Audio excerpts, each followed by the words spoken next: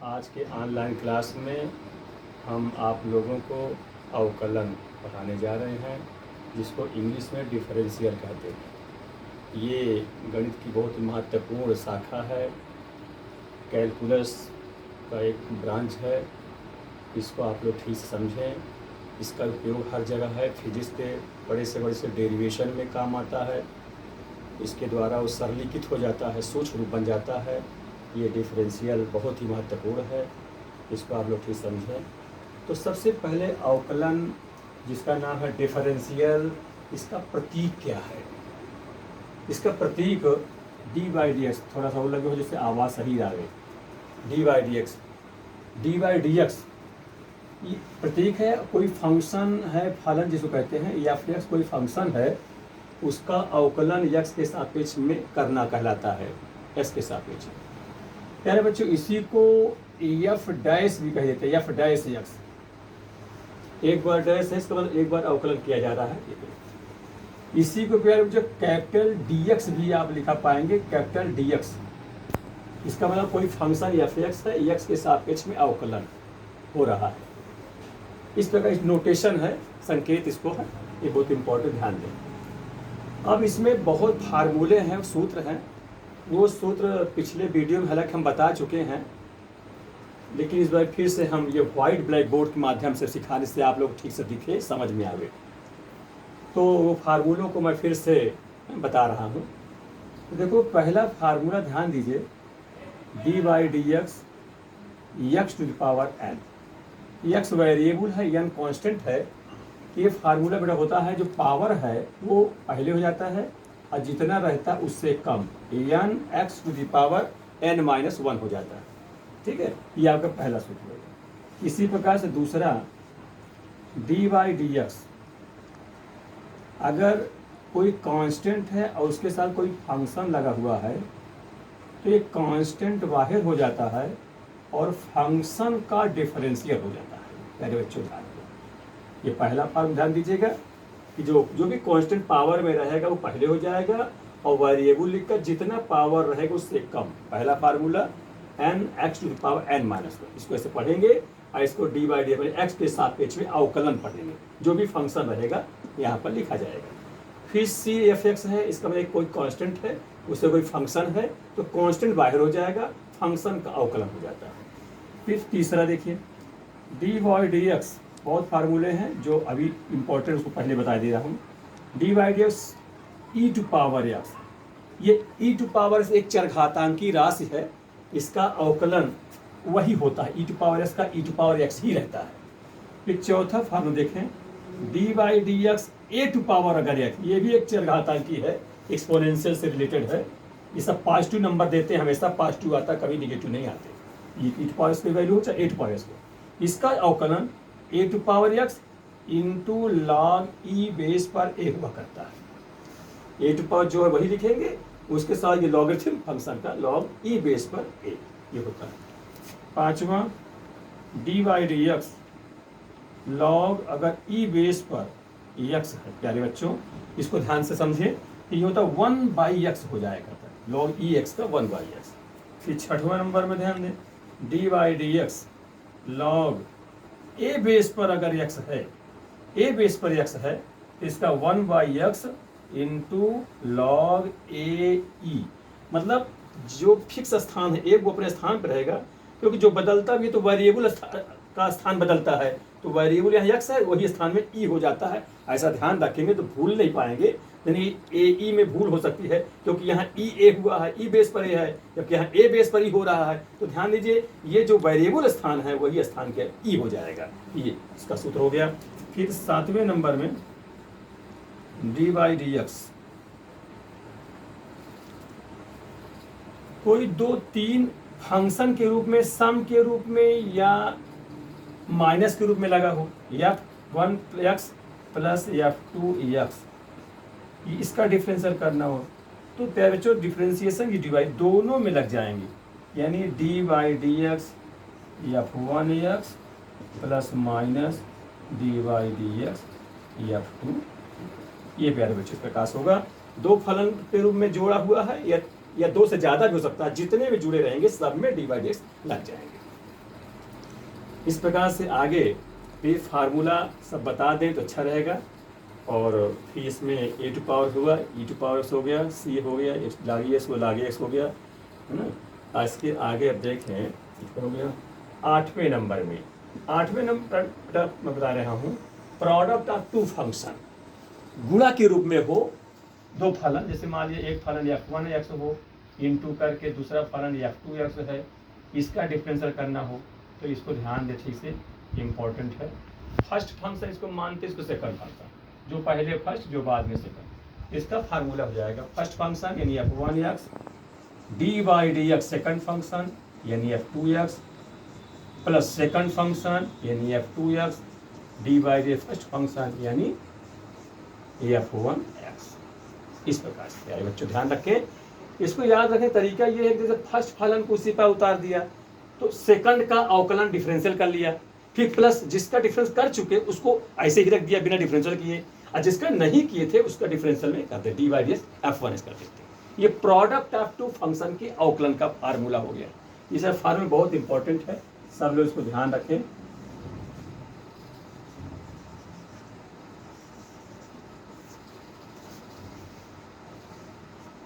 Formula अब इसी प्रकार से अगला फार्मूला 9वां नंबर, ये न्यूमेरेटर और डिनोमिनेटर के रूप में हो, अंश और हर के रूप में हो, तो प्यारे बच्चों ये भी समझ लीजिए, बहुत ही महत्वपूर्ण है ये अवकलन। इसको पूरा इत्मीनान से सारी चीज़ आपको सिखाएंगे, differential, integration, area, curve of area निकालने का, इसका फिर कंटिन्यूटी, डिफरेंशियबिलिटी, तो जितनी भी सारी चीज़ें हैं, मैक्सिमा मिनिमा, सारी चीज़ में ये अवकलन काम आता है। इसलिए हर चीज़ को जानने से पहले इसको ठीक से समझ लीजिए, है ना। 9वां नंबर देखिए, डी बाई डी एक्स, मान लिया न्यूमेरेटर करके लिखा हो, डिवाइड बाई डिनोमिनेटर, ठीक है। इसी को चाहे f1x मान लेते, इसको f2 कह देते, ऐसे लिखिए। तो ये होता है डिनोमिनेटर, डिस शुरू कर, d by D x numerator minus numerator और d by D x denominator divide by denominator का स्क्वायर। ये प्यारे बच्चे ध्यान रखें, इस प्रकार से ये सूत्र अंश और हर के रूप में सूत्र, हर से शुरू ये हर, डी बाई अंश माइनस अंश डी बाई हर बटे हर स्क्वायर, ऊपर वो अंश कहते हैं, नीचे वाले को हर कहते हैं। या f1x होता है, f2x होता है, f2 divide f1x minus f1x divide f2x बटे f2x का स्क्वायर हो जाता है, ऐसा से। इस प्रकार से ये हो गया। अब इसी में ट्रिग्नोमेट्रिक फंक्शन भी बता दें तो फिर आगे सवाल चलें। इसके बहुत फार्मूले हैं, लेकिन जितना भी काम के वो पहले बताता हूँ, इसके बाद बताऊँ। अब 10वें नंबर में हम आपको, अच्छा एक चीज़ हम और बता दें, 10वें नंबर में कांस्टेंट, अगर कांस्टेंट फंक्शन मान लीजिए कोई कांस्टेंट है c अकेले है, उसका अवकलन पूछा जाए तो समझिए वो 0 होता है।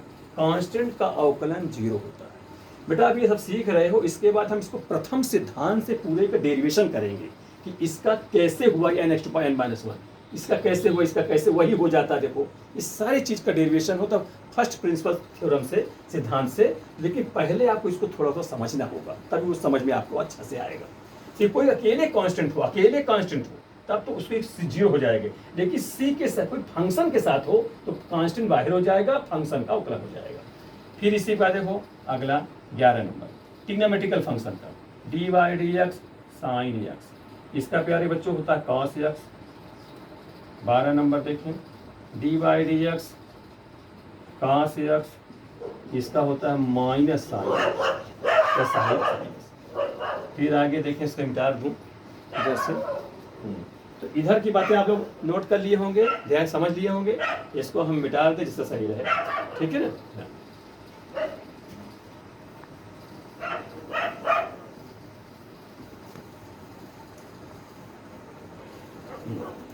फिर 13 नंबर देखिए, D by D X tan x, इसका होता है प्यारे बच्चों सेक स्क्वायर एक्स। फिर जैसे जानते हो ट्रिग्नोमेट्रिकल 3 मेन फलन साइन कॉस टैन और 3 उनके उल्टा व्युत्क्रम अपोजिट, तो साइन का उल्टा कोसेक COSEC कोसेक SO, इसका differential minus cosec x into काट एक्स। ये प्यारे बच्चे ध्यान रखिए, कॉट एक्स, ठीक है। फिर 15 नंबर है D by D X, cos का उल्टा सेक एक्स हो अगर, इसका होता है sec X into tan X होता है प्यारे बच्चों, ध्यान रखिए। 16 नंबर D Y D X tan का उल्टा कॉट, अगर काट एक्स है, ध्यान दीजिए कॉट एक्स है, इसका होता है माइनस कॉसेक स्क्वायर एक्स। इसको ध्यान रखें। अब हम आपको ये 6 ट्रिग्नोमेट्रिकल बताएं, इसके 6 इन्वर्स के होंगे वो भी बताएंगे नेक्स्ट वीडियो में। तो पहले आप ही ध्यान दें, इसको याद रखने की थोड़ी ट्रिक बताऊंगा, फिर इसके बाद प्रथम सिद्धांत से सिखाऊंगा। तो देखा आप ध्यान दें, साइन का डिफरेंशियल एक्स के सापेक्ष अवकलन जिसे कहते हैं कॉस हो जाता है, और कास का एक्स के अवकलन माइनस साइन हो जाता है। ध्यान दो प्यारे बच्चों, इसे माइनस लग जाता है। tan का सेक स्क्वायर एक्स होता है, और जब कॉसेक एक्स का माइनस लग जाता है को minus cosec X into cot X भी हो जाता है। सेक एक्स का differential sec X into tan X होता है। फिर काट एक्स का डिफरेंशियल प्यारे बच्चों माइनस कॉसेक स्क्वायर हो जाता है। तो सोचते होंगे कि स्क्वायर कैसे होगा, इस सबका मूलभूत सिद्धांत है, थ्योरम है, वो हम सब सिखाएंगे, लेकिन पहले आपको थोड़ा उसको समझना होगा, क्योंकि इसी पे जरूरत है। अब ज़्यादा उसको ये कैसे हुआ ये नहीं पूछा जाता, आप इसके मार्फत से, इसके द्वारा बड़े बड़े क्वेश्चनों को आप करेंगे। ये तो फार्मूले हैं, इसको बेसिक मान चलिए इसको। अब इसमें थोड़ी सी ध्यान है, इसमें जिसमें सी, जो सी से शुरू होता है उसमें सब में निगेटिव है उसका अवकलन। जैसे कॉस में सी शुरू हुआ है, उसका डिफरेंशियल निगेटिव में आया है। यहाँ जो कॉसेक में सी है, इसका डिफरेंशियल निगेटिव में आया है। फिर काट का में देखो सी है, निगेटिव आया। तो थोड़ा ये ध्यान रखिए, जो सी से शुरू होने वाले हैं उनका अवकलन निगेटिव में रहता है, ऋणात्मक रहता है, और बाकी का पॉजिटिव है। तो थोड़ा सा हिंट आपको मिल जाएगा किसमें ऋण किया जाए, किसमें धन किया जाए। ये हुआ। इसके बाद अब हम चाहते हैं कुछ आपको क्वेश्चन बता दें, तो तरीका मालूम हो जाए कि इस अवकलन से रिलेटेड कैसे सवाल आते हैं।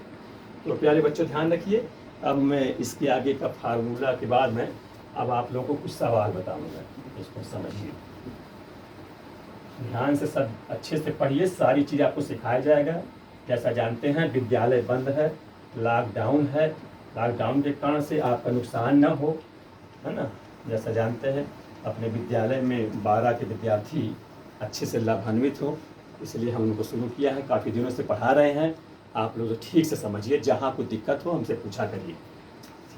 अब इसका क्वेश्चन, इसमें क्वेश्चन से related D Y D X, मान लीजिए एक्स पूछ लिया जाए, एक्स का अवकलन क्या होगा। इसका मतलब क्या हुआ, एक्स कोई फंक्शन है, एक्स के सापेक्ष में अवकलन करना है प्यारे बच्चों। तो ये उसी प्रकार से लाएंगे जैसे एक्स टू पावर n है, तो यहाँ n के स्थान 1 का काम कर रहा है। तो क्या उसका नियम बताया था कि जैसे एक्स टू पावर n हो तो n पहले होता है ना, ठीक है। तो n X to the power n minus 1, यहाँ 1 समझोगे तो 1 पहले, और जितना पावर है उससे कम 1 माइनस 1। अब जानते हो ये 1 है ही है, अब किसी कट का 0 हो जाएगा, दोनों कैंसिल है।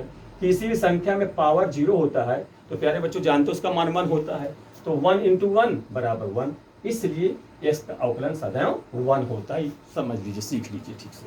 फिर अगला question D Y D X X to power -7 है मान लिया जाए, ठीक है। तो माइनस है, तो उसी प्रकार चलेंगे, -7 पहले, और जितना पावर रहता उससे कम, तो -7 है, -1 हो जाएगा। तो कितना हो जाएगा, -7 एक्स टू पावर -8 हो जाएगा। इसको नीचे ला सकते हो, लाना चाहो तो -7 divide by X to power 8, ऊपर निगेटिव है तो नीचे पॉजिटिव हो जाएगा, ये भी कर सकते हैं आप। इसी प्रकार से अगला देखें, जैसे डी वाई डी एक्स, कोई कांस्टेंट माने 5 है और उसके साथ एक वेरिएबल हमने x³ लगा दिया, इसका अवकलन पूछा जाए तो ध्यान इसको बताया मैं, c या फिर x, यहाँ या फिर x³ काम करेगा और c यहाँ 5 है वो काम करेगा। इसका फार्मूला का जो 5 कांस्टेंट है वो बाहर हो जाएगा प्यारे बच्चों, और d by D x x³ हो जाएगा। यानी x³ का अवकलन करना है, 5 से नहीं मतलब है, 5 बाहर कर जाएगा।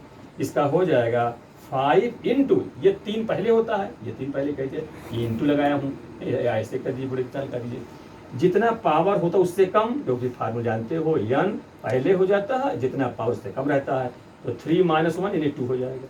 तो दोनों को मल्टीप्लाई कर दीजिए, तो 5 × 15 x², ये आपका इसका अवकलन हो गया। इसी प्रकार से अगला क्वेश्चन देखिए, डी बाई डी एक्स। अब मैं चाहता ये प्रोडक्ट ऑफ 2 फंक्शन से बता दूं, है ना, तो एक बार जान जाओगे। जैसे हमारे x हो इंटू साइन x हो, इसका अवकलन कैसे करेंगे। तो इसमें देखो ये भी वेरिएबल है, ये भी वेरिएबल है, x लगे तो वेरिएबल होते हैं हम, तो ये ना कहिएगा कि एक्स बाहर कर दे साइन कर लें, इसमें दो है। इसको फर्स्ट जो पहले लिखा फर्स्ट मान लीजिए, जो बाद में लिखा सेकंड मान लीजिए। ये एक्स फर्स्ट फंक्शन हो गया, साइन एक्स सेकंड फंक्शन हो गया। तो प्रोडक्ट ऑफ टू फंक्शन जो सूत्र बताया गया प्यारे बच्चों, वो वाला आप कर लीजिए। चलिए इसको हल करेंगे। तो फर्स्ट फंक्शन यानी x D by D x second function, इस प्रकार प्लस सेकंड फंक्शन, चलो तो भाई D by D x first function, ये हो गया फर्स्ट फंक्शन। इसको इसका सेकंड का अवकलन किया, कि जिसका कर दिया उसको नहीं किया, और जिसका नहीं किए थे उसका अवकलन कर रहे हैं। तो लिखिए यहाँ पर एक्स उतार लेंगे। साइन का अवकलन आपको बताया जा चुका है, cos एक्स होता है ना, इसके पहले वाले अभी बताया हूँ। फिर साइन एक्स उतार लिए यहाँ पर। एक्स का अवकलन प्यारे बच्चों एक होता है, ये बताया गया अभी से, ये सीखा लिखा हुआ है। बस हो गया, हमसे गुणा कराओगे उतने हो जाएगा, उत्तर हो गया x cos x plus sine x. ये प्यारे बच्चों एक्स साइन एक्स का अवकलन हो गया इतना, इसको ध्यान रखना। ठीक, इसी प्रकार से आगे क्वेश्चन और भी समझ लीजिए, अभी बता रहा हूँ। फिर इसके बाद नेक्स्ट वीडियो में और बड़े बड़े क्वेश्चन बताऊंगा। इस प्रकार से धीरे धीरे सब कुछ पूरा किया जाएगा। मान लीजिए न्यूमरेटर डिनोमिनेटर से रिलेटेड क्वेश्चन हो, जैसे आ जाए कि ई टू पावर एक्स बटे मान लीजिए एक्स या एक्स स्क्वायर, ऐसे हो जाए, इस प्रकार से हो सकता है। तो ये बटे में है, तो इसको तो आप ऊपर ले जा सकते हो, कुछ चीज़ें तो ऊपर जा सकती हैं, तो वैसे ही कर लो। तो जब ऊपर ले जाओगे तो d by D x e to power x into x घाते -2 हो जाएगा, इसका अवकलन। तो ये भी प्रोडक्ट ऑफ टू फंक्शन बन गया। न्यूमरेटर डिनोमिनेटर लगाएंगे जरूरत नहीं है, और जहाँ नहीं जा पाएगा वहाँ पे न्यूमरेटर डिनोमिनेटर सूत्र लगाएंगे। तो ये प्रोडक्ट ऑफ टू फंक्शन। अच्छा, ई टू पावर एक्स चाहे पहले लिख सकते, चाहे एक्स स्क्वायर को पहले लिख सकते थे, एक ही बात हुई, दोनों जगह। अब ये पहले लिखे तो ये फर्स्ट हो गया, ये बाद में लिखा सेकंड हो गया। तो प्यारे बच्चों चलो शुरू करो। First function E to power X D by second function. अब इसका डिफरेंशियल करना लिख देता हूँ एक बार मैं, और डी सेकंड फंक्शन एक्स घाते -2 प्लस सेकंड फंक्शन यानी x to power -2 d by D x first function यानी ई टू पावर एक्स। चलिए इसको करिए ई टू पावर एक्स, इसको डिफरेंशियल एक्स टू -2 को, यह आपको बताया कि माइनस जो होता पावर जो होता पहले हो जाता है, तो पहले होगा तो -2 को पहले लिख दिया जाए इस प्रकार।